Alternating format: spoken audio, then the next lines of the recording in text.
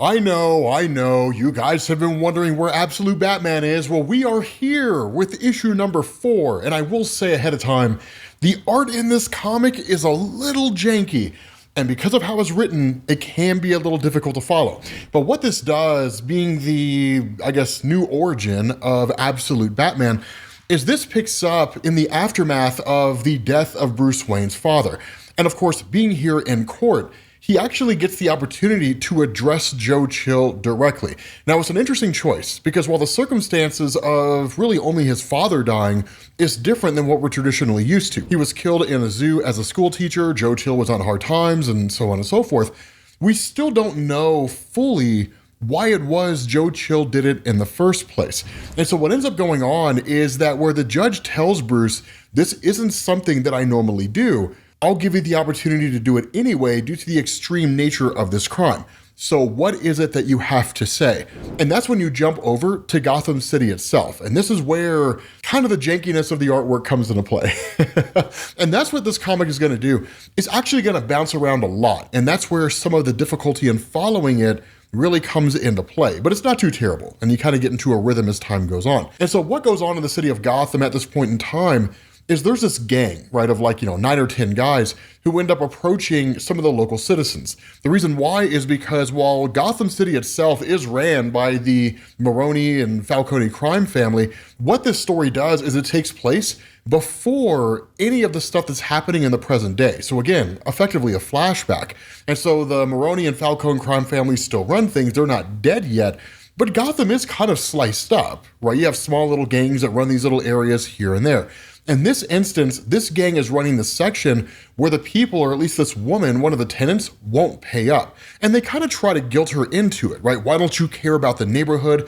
Doesn't the neighborhood matter to you? That sort of thing. Because obviously, if it did matter to you, you would pay up. Now, of course, she goes so far as to say that, of course, the neighborhood matters, that her mother grew up here, she has 3 girls in school here, that sort of thing. But what this guy says is that in essence, it's protection money, right? If you're not willing to pay up, well, I mean, there won't really be anybody to keep this area safe. And any number of tragedies could befall you guys if you just don't pay the money. And as an example, they push her over the edge of the building. And they're like, this could be any one of you. This could happen to any one of you at any point in time, walking home, that sort of thing. So just something to think about when you guys decide that you don't want to pay up. Fear is a very powerful motivator. The problem with this is that when she gets pushed over, Batman rescues her. Now, what ends up going on is while Batman does that, these guys don't really fully understand what's happening, but Bruce Wayne shows up here in a pretty brutal way. Now, this is where you kind of get this flashback to the early days, because again, this is Bruce Wayne, but it's him first becoming Batman, or at least that seems to be the case. Again, it can be a little difficult to kind of follow through with here. But one of the cool things about this is that unlike the main DC universe, when Bruce Wayne first becomes Batman, and he's very primitive in terms of his appearance, wearing some measure of like a head wrap bandana, something along those lines, not really the most polished fighter that we've ever seen. In the Absolute universe, he really leans way more into fear than he normally does in the main DC universe. So much so that he attacks these guys wearing prosthetic teeth. Of course, he has little claws on his arms and hands and things like that, but by all standards of measurement, he's like a physical bat. And so again, it's really cool to see him in this pretty wild way because he gets the upper hand on these guys quite readily. Now, of course, there is the fear element to this, and we'll talk about that here actually right now, because what it does is it sort of flashes back to before the death of Bruce Wayne's dad. And there was kind of an assignment that they were working on, which is really what got them into the zoo in the first place. And again, we'll sort of, circle back around to that towards the end because it all sort of wraps together. But the Young Engineers competition is a competition that's held at the zoo this year, right? And he says a lot of their animals come from distressed areas. So we have to build a bridge for a place like that. But it has to be themed around some kind of an animal. Now, the bridge itself, of course, is not really for the animals, as you can imagine. It's more for the people, but it's providing resources to people that otherwise simply don't have them. And so at the end of the day, Bruce is kind of like, okay, I mean, what do you initially think? And his dad's like, it's big. And Bruce says, that's the idea. Bats are intimidating. I made the piers super high, reinforced them. They're gates all along.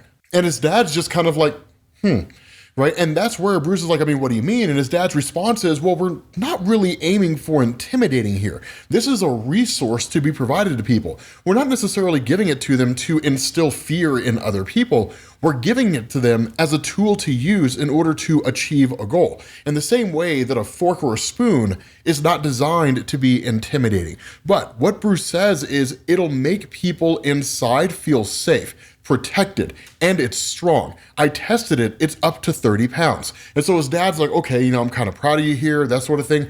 Good luck with this, right? And so again, that's when you switch back over to Batman. In this instance, he's got a gun pointed at one of these guys. Now, of course, when the other henchmen show up, Batman essentially takes off. But that's when he goes into kind of a personal monologue, right? In his early days as Batman, he says, this is all wrong. What are you doing, Bruce? Right, kind of talking to himself. And he's like, it's all just theatrics. The face paint, the voice disorienter, silicone fangs loaded with paralytic, and this handgun, they're street criminals. The most desperate scare off 10 thieves. Others will take their place.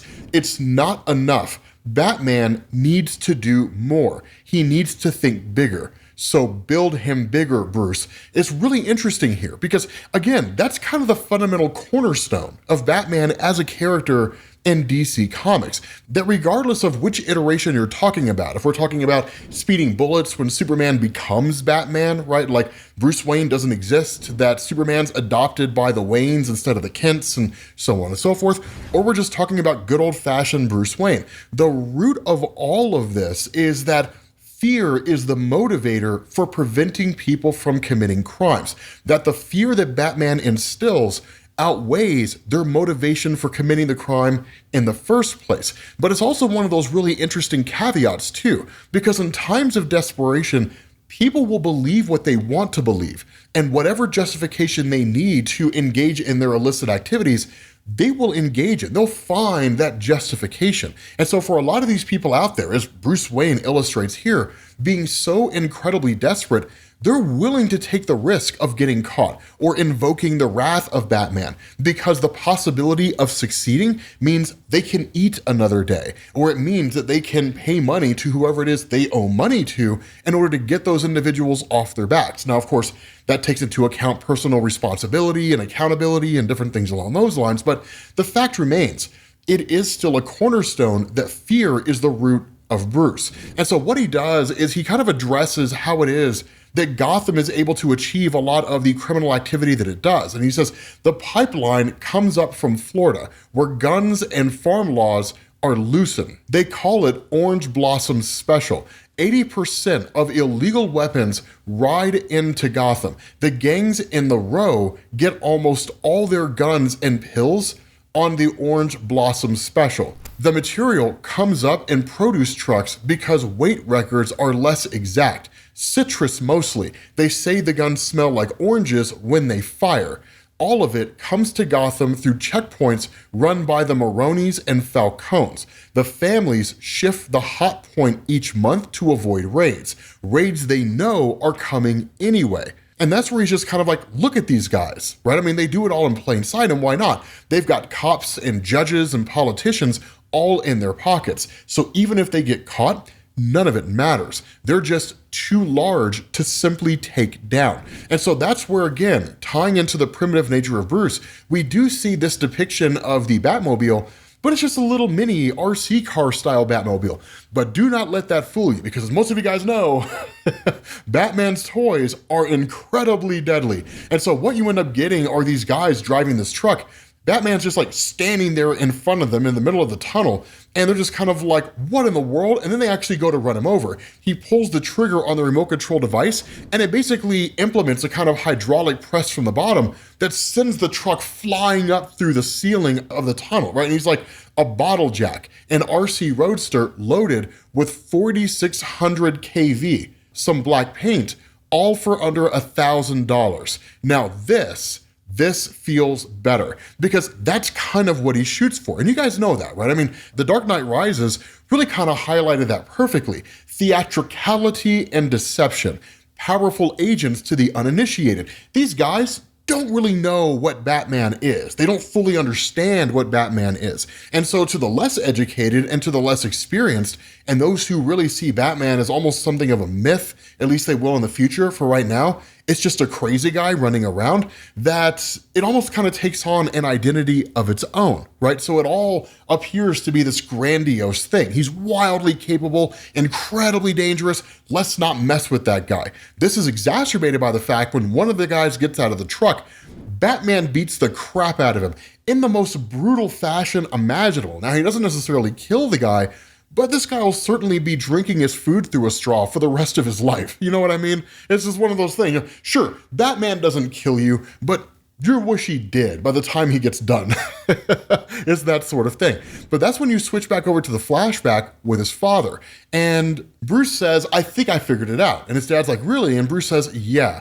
And he says, bats adapt. Besides rodents, there are actually more bat species than any other mammal on Earth. Why? Because they use echolocation to map an area. They learn it and they adjust to succeed there. This version, the pilings are adjustable. The deck is on rotators. The girders can extend. And his dad's just kind of flabbergasted by this, right? Just the level of thought that Bruce put into this sort of bridge device. And where Bruce asks, like, do you think it'll win? His dad says, I don't really know. But all that matters is that you feel it's the best that you can do, that it shows what's special about a bat at its core. And that's where Bruce responds with this incredibly prolific statement. He's like, how do you know what anything is at its core? And his dad responds and says, sometimes you don't. Sometimes it's trial and error. And he says, before you were born, I wanted to become a doctor, a heart surgeon. Obviously, this is a call out to the main DC Universe Thomas Wayne, who became a surgeon, right? He was a doctor, essentially. And when Bruce asks why, he says, when I was a kid, my dad, your grandpa, he drove the G39 bus route 6 days a week. On his day off, the two of us would go down to the amusement mile, walk out on the pier and sort of enjoy it. But he says one day, my dad just fell over and died. And that was it, right? Now, he knew his dad had died just by looking at his face. Of course, there was a part of him that didn't necessarily want to believe that, but it was the fear of being left alone. And that's a true statement, right? Whether we are 5 years old or we're 35 years old, our parents are by and large our kind of support system, right? So when we lose them prematurely, it's like the bottom falls out of life. That support system's gone. And you're literally just kind of flying by the seat of your pants. You have to sort of catch yourself and get yourself back out there. But that sense of safety never, ever really comes back. And so the idea that Thomas Wayne's father had died from a massive coronary, that Thomas sort of just kind of did some sitting down, and his initial inclination to be a doctor was actually a byproduct of a much deeper desire, which was to ensure that no other children out there would experience the same kind of thing he did.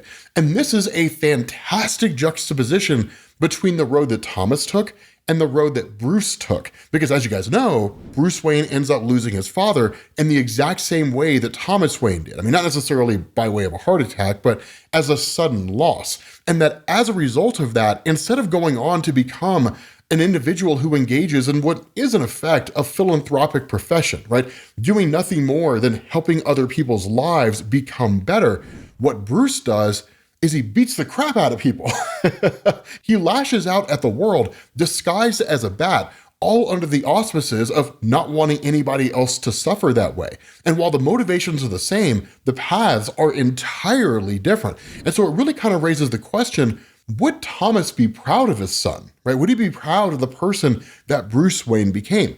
And I would argue, probably not. I don't know if he'd go so far as to say, I'm ashamed of you, boy, but he would certainly sort of look at him with a little bit of a skewed look. And it's just like, really? This is what you made of our deaths? This is the road you took? So again, what he says is that I realized that my desire to be a doctor was really just about wanting to prevent other kids from feeling what I felt that morning. So again, as a teacher, it allows him to give children the feeling of safety by preparing them for how to make it in the world. And that kind of gives Bruce Wayne reason to sort of rethink, what his motivation was. But that's when you flash back, or at least kind of jump to the trial, right, where he has the chance to speak to Joe Chill. And he says, I know that Mr. Chill gets to make a statement today, but before that, I wanted to say that I've had a moment to think about everything that happened that day. And I just wanted to say what it was that I realized. Now, this is incredibly tragic. And I would say, honestly, what he says here perfectly encapsulates everything that makes Batman, Batman. Because he says that morning, it was so perfect. I'd won the engineering trip for our class, and I was walking into the zoo with my friends, and we were laughing about how weird the giraffes were, their tongues all long and black. But the best part was my dad. I was playing it like I didn't notice, but behind me, I caught glimpses that he was so proud of me. And I knew in that moment, I knew that this was as happy as it ever gets. I wanted it to stay that way. I never wanted to leave that moment. And that's when you kind of, again, do this sort of jump back and forth, where he's talking to his dad about the bridge that he built. And he says, I think maybe I was still coming at it wrong, Dad. I was thinking about the bridge, not the people. That's where you start. The people, they just want to live, to flourish. But this place, like the assignment says, it's been hit by disaster, maybe natural, but more likely man-made. In any event, it's all in trouble. The people, brave face or not, they've got to be worried about what's going to happen. They look around and they see things falling apart. They're hurting. They're feeling like no one sees them, like they're at the mercy of all these forces that seem beyond their control. Powerless. Some are angry at everyone who let them down, and some are scared and hunkering. And again, this is kind of a comparison, that Gotham City is a third world country with first world paint slapped all over it. But at the end of the day, Gotham's not much better off than a lot of these war-torn territories that are out there. People are struggling, trying to make ends meet every single day. People get killed every single day, that every day is a fight for survival. And so again, you kind of get this momentary jump back where he says, you killed that happiness, Mr. Chill, forever, right? That moment that he had with his father. I'm not staying for anything that you have to say. I don't care what made you do what you did. I just need you to know that I hate you. I absolutely despise you. And so that's where the motivation for Bruce Wayne becoming Batman comes from. Because while he's out there in the world on this kind of journey following the death of his father, he sees bats, and he kind of harkens back to the tragedy of his own life, that he created a bridge modeled after the adaptability of bats, that bridge won them the engineering contest, they got a trip to the zoo, his father died at the zoo, it all kind of ties together. And so that's when you kind of get this moment talking to his dad where he rebuilt everything, and he says, what I'm saying with this bridge is that maybe in another place and time, something else would be enough. But here in this place at this moment, their bat needs to be all of it plus more. And he says it should be intimidating, but even more so like scary. And it should be more adaptable than ever. It should map further than before, roosting in all sorts of new places, just taking spots over. And whereas dad's like, show me what you've built, he's a little sketchy about it, but ultimately he reveals it to him. This really, really cool flexible bat design, right? The bridge that he designed. He says, it's got everything the other designs had, but this one, it's got one extra feature. It flies. And that's important because it's lightweight, it's foldable, so we can be dropped from a plane and parachute down. So the people can just set up the bridge themselves. There's instructions that are even written on it. So they don't have to rely on the powers that be. We don't take this bridge that we've designed, hand it to their governments, and then in turn, the government decides what to do with it. And most likely, figure out a way to weaponize it or turn it into some sort of a military product.